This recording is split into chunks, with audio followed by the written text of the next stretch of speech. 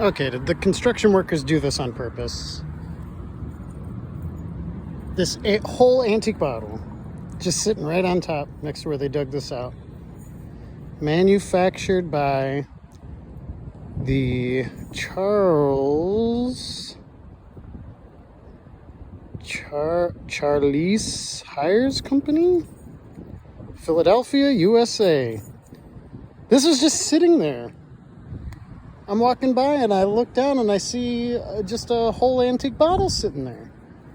They must have done this on purpose. They dug it up and they said, I'm not going to take this, but I've seen that guy on YouTube. He does the construction site archaeology on the side of the road there, and he'll take it. I don't see anything else. Well, that's awesome. Look at that.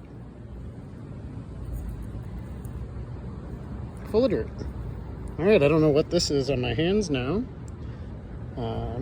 Probably lead paint.